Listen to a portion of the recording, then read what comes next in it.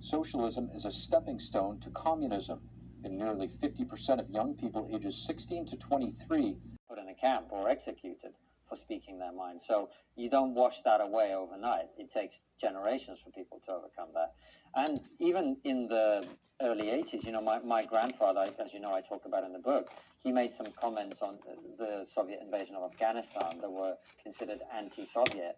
And he was immediately made unemployable. He was ostracized by friends, many of whom, like in today's climate, yeah, many of whom agreed with him privately, but refused to back somebody who spoke out against a controversial thing in public. And so even at that point, it was still the case that, you know, my parents, when I was a kid going to school, they would say, well, look, all of this dissident stuff that we talk about around the kitchen table, you can't be saying that out there because, you know, your dad will be in trouble, or your mum will be in trouble, or the family will be in trouble. And there were examples all around us. So growing up like that, it definitely made me aware of how precious it is what we have here in the West, which is, until recently at least, the opportunity to speak your mind without fear.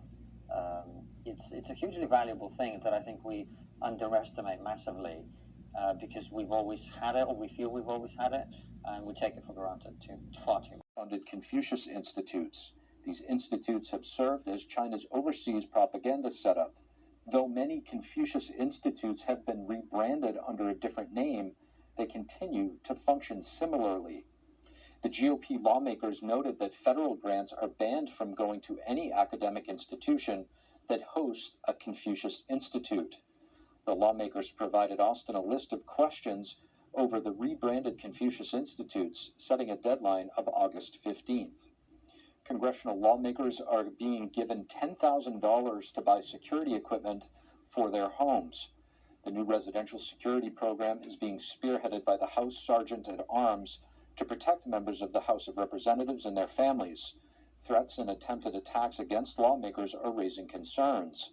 Last week, Representative Lee Zeldin was attacked while giving a speech. Lawmakers also face continual threats that some fear could escalate into violence.